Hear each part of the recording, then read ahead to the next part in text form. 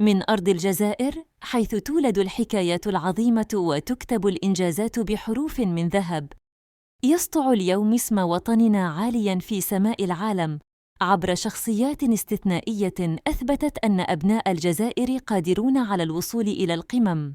بين الإعلام والصحة، بين الكلمة الصادقة والبحث العلمي، نحتفل اليوم بإنجازين عالميين يرفعان الراية الجزائرية بكل فخر.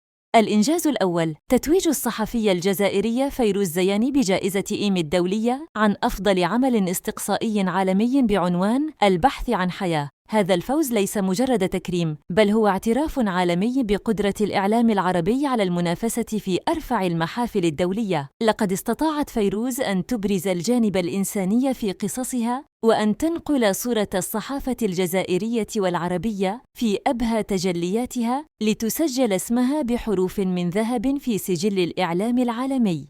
أما الإنجاز الثاني، فقد تم تكريم الدكتور الجزائري عبد الرزاق بوشامة من منظمة اليونسكو تقديراً لمسيرته الاستثنائية في مجال الصحة العامة العالمية. ولد في قسنطينة، وبدأ مسيرته الطبية في الجزائر، ثم واصل تخصصه في فرنسا قبل أن يكرس حياته المهنية في المملكة العربية السعودية. يعد أحد أبرز الخبراء العالميين في دراسة ضربة الشمس والأمراض المرتبطة بالحرارة، وقد ساهمت أبحاثه في إنقاذ حياة آلاف الأشخاص حول العالم، خاصة في ظل التحديات المناخية المتزايدة.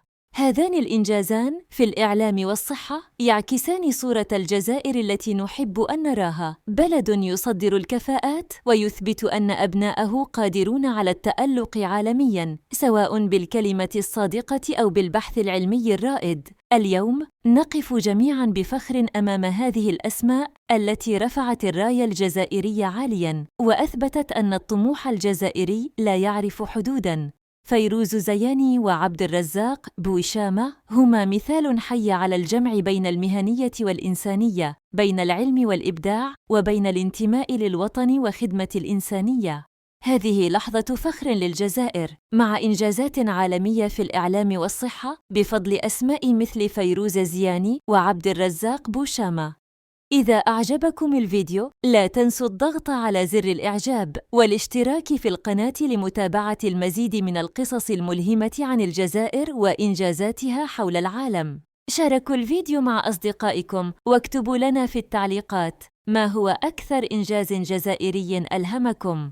إلى اللقاء في فيديو جديد يحمل قصة جديدة من أرض الجزائر.